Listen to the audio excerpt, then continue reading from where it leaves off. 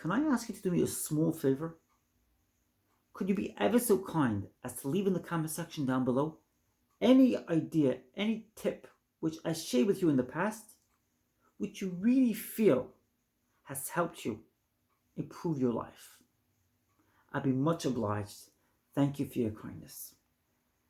With that out of the way, let me show you my t-shirt, which you may have never seen before. It says, "Come along, be inspired, Jessica Madden."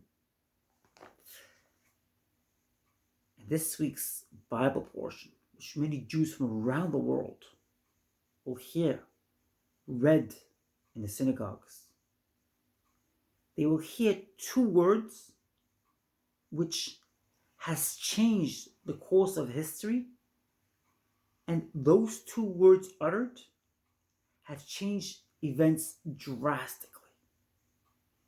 Mighty powerful men would change forever with those two words. What were those two words? And what happened? What am I talking about? You're possibly wondering. Those two words were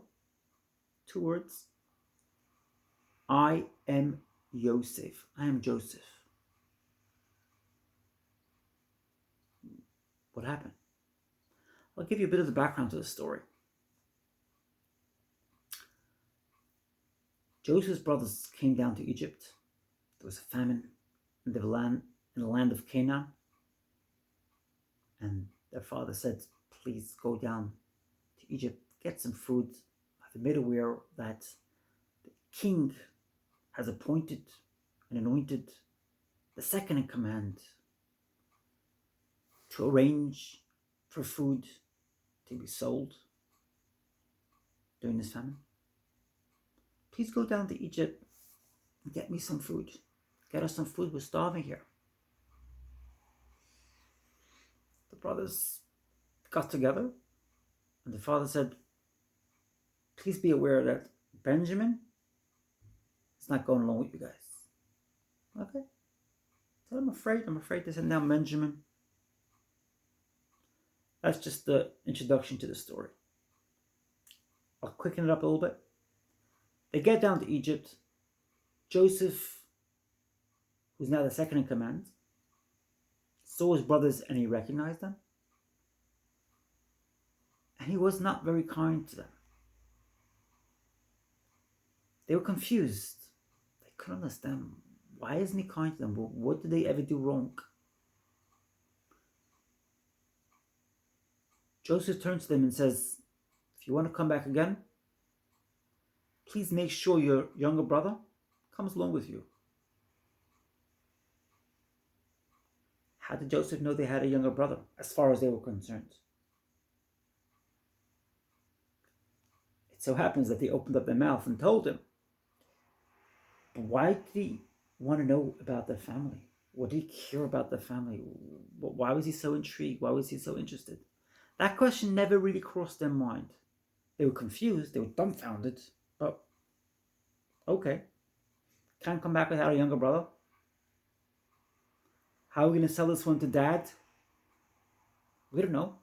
Dad said that our younger brother cannot go on long journeys because he's petrified. He's afraid of sending his youngest child on long journeys after what happened to his brother from the same mother. We'll explain to Dad. We don't have a choice. If we don't go with our younger brother to Egypt, we won't be able to purchase new goods. Take it or leave it. I'll make a story short. They come back down to Egypt, and Joseph puts the goblet in Benjamin's bag after Jacob had agreed to send Benjamin down, realizing that during a famine, there's nothing we could do. We gotta eat. Benjamin is found to have stolen the goblet after evidence was planted by the king through his servants. Judah knows that this is the fight for his life here. And he devises a plan to kill out every Egyptian on the premise that you don't mess with our family. Judah's a mighty person, powerful person. Together with the rest of his brothers, they devise a plan, and they really plan to kill out the entire Egypt. The Midrash says that they were sending fleet, they were sending different members of the tribe to count the streets. This was a plan being devised to kill out the entire Egypt. Joseph realizes that things have come to head here. He has to reveal himself. It's been a while. It's time for him to reveal himself. He says 2 words. I am Joseph. In English, it's actually 3 words, but in Hebrew, it's 2 words. Ani Yosef. I am Joseph. And this mighty, powerful Judah goes dumb. Why? All right, he's Joseph. So those 2 words, which came out of nowhere, everything he built up, an entire narrative he built up over years and years, crumbled and fell to pieces like a house of cards. Fell to pieces. Joseph had a dream. They told him, we don't want to hear about your dreams. Dream on. We're never going to bow down to you, they said. You could dream on. And they built an entire narrative. And even when they went down to Egypt, they also had intention to search for the little brother. They expected to find him as a slave somewhere. Why? Why were they so stupid, so silly, as to really believe that this individual's dreams won't come to fruition? Why not? Because they couldn't. It went against their ego. And the moral of the story is that so many people build an entire narrative on their delusions. An entire narrative, an entire paradigm, an imagination on their delusions. And out of nowhere, smack bang, they are made aware of new information, which makes the entire house of cards crumble and fall to pieces. It's a powerful message which is being delivered, which was delivered for that matter, in this week's biblical portion. It's a powerful, mighty lesson. And it applies to so many areas of life and to so many people. Areas of life, how so? So many of us have dreams which we refused to entertain once those people who ignored their dreams came along and said, nah, you can't bring your dreams to fruition. Give it up. Why waste your time? You're going to be successful. You're going to make a business and earn $1 million a year. What are you wasting your time for? These are people who dropped their own dreams when it got a little tough and the going got tough. They gave up. It's much easier to give up when it gets a little uncomfortable and things are taking time. But if you are persistent, if you are consistent, and you don't give up on your dream, you will see those dreams come to fruition. But so many of us are programmed, are conditioned within the matrix to just give up. I can't do it. It's uncomfortable. I face rejection. I face objection. People tell me I can't do it. Okay. I don't want to fight with people. They know what's best for me. They know exactly what I could do. Hey, it's my brother. It's my mother. It's my father. It's my friend. That they definitely know better than me. Who am I? We are convinced with this delusion. And that's what happens in the narrative of the story in this week's biblical portion. It's a powerful message which could literally change your life. And I'll follow on and talk about Joseph. Joseph did not give up on his dream. He was thrown into a dungeon. He still carried on with his dream. He approached the butler and he said, please, Mr. Butler, save my life. And once the butler got out, the butler should have considered saving Joseph's life, because it so happens that Joseph interpreted his dream and he helped him. But once the butler got out, he said, let it go. Who cares? Who cares about that silly old Hebrew? Just ignore her. Let's forget about her. But a couple of years later, he realized, hey, I got something to gain here. If I could bring this Joseph guy forward to Pharaoh, I'll be found to be in the good books of Pharaoh. So he put him forward. And then Joseph's dream finally came to fruition. And when Joseph is brought before Pharaoh, he turns to Pharaoh and he says, God has ordained me to get to this period in my history, period in my life. God has arranged for me to get here. Now, Joseph is doing a crazy act, if you think about this. Why are you talking about God to an individual who doesn't believe in God? Because Joseph tapped into the godly power within him. Joseph was like, you know something? I have a mighty godly power within me, and nothing is going to stop it. No one will stop me from bringing my dream to fruition. He was so confident in himself. He was so confident in his godliness, and he was successful thereafter. And the same applies to you in your life.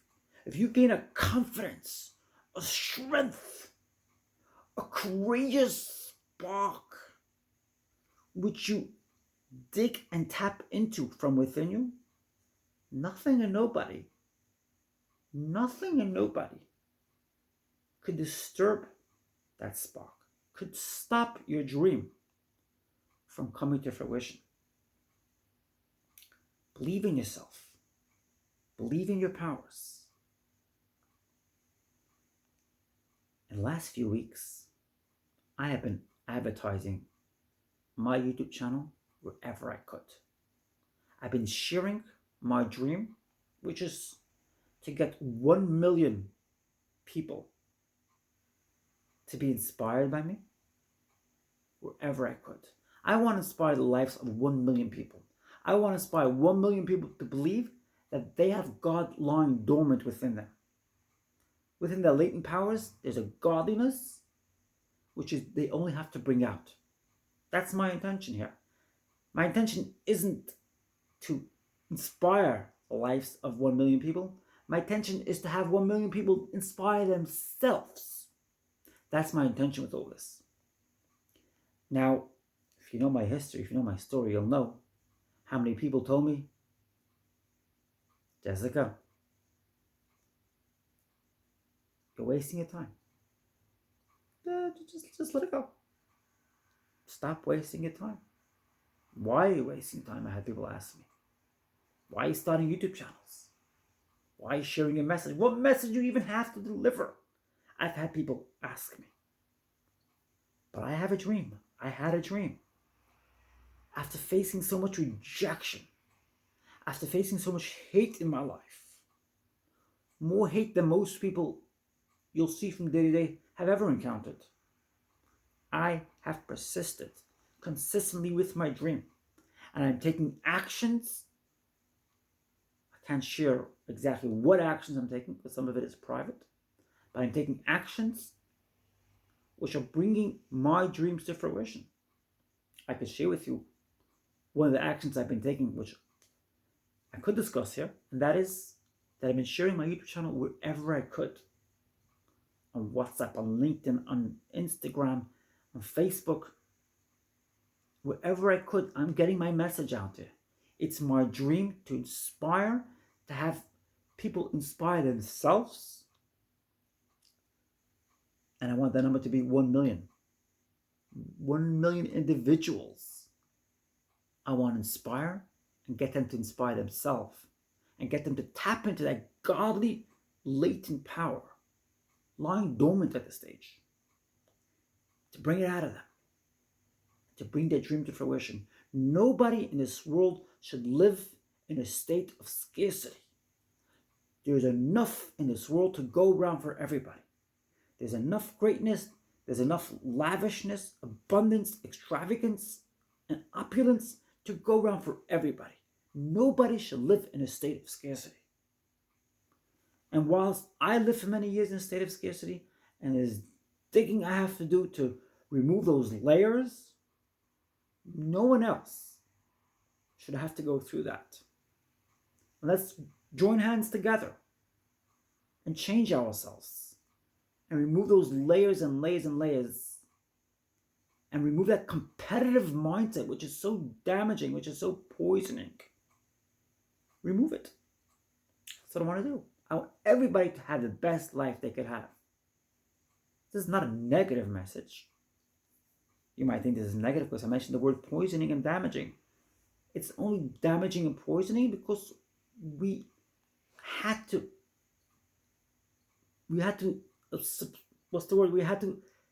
ascribe to this idea, to this concept. Maybe ascribe, not a perfect word.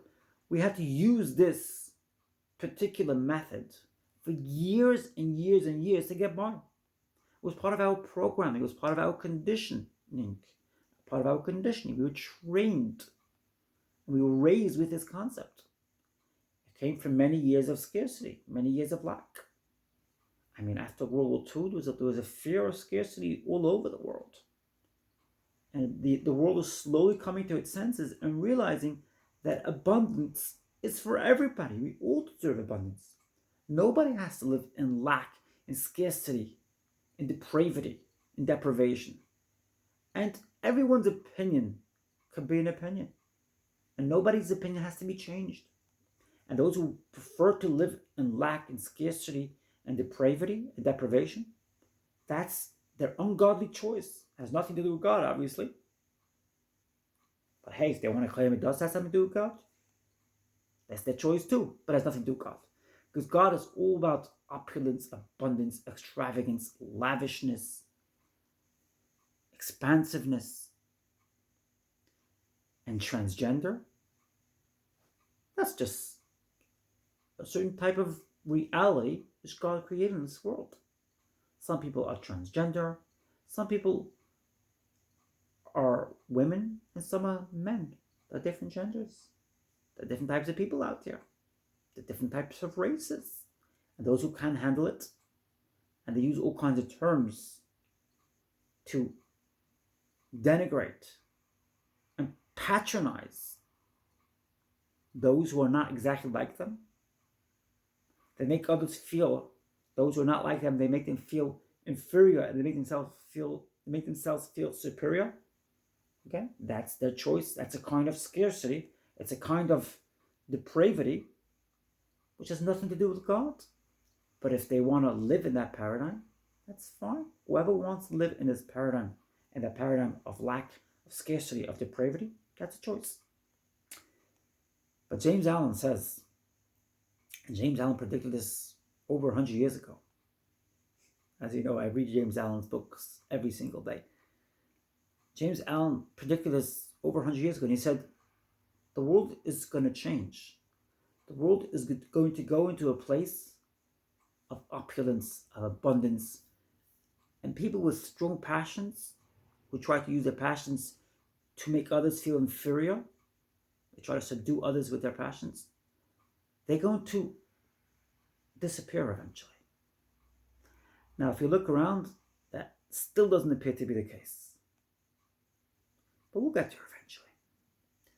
We all deserve opulence and abundance and extravagance and lavishness. We all deserve happiness. Of course we deserve happiness. And you could change that happiness as well within a very short period. By applying certain methods and certain ideas, like Ani Yosef from this week's biblical portion. You apply such an idea of It's just not the correct method I've been using and I've been applying in the past. And I want to improve my life. So why should I keep doing it that way? It's simple, but obviously if you have layers and layers and layers, that message has to come out of nowhere. When it comes out of nowhere, it has a powerful effect. And that's what happened in this week's biblical portion. That's my message today. If you enjoyed this smashing, amazing video, leave your comments in the comment section down below. I love your feedback. I look forward to your amazing feedback. And what do you think about what I'm doing here on YouTube? I'd love to hear more about it. I'd love to hear more about what you think of it. Share in the comment section down below. Your feedback is important to me. We're all part of this amazing growing community. Let's hear from you. I love you. Have a great Shabbat. Have a great weekend. And keep your faith. Keep strong. You deserve it. You are beautiful. I love you. You deserve a great, happy, blissful life. I love you.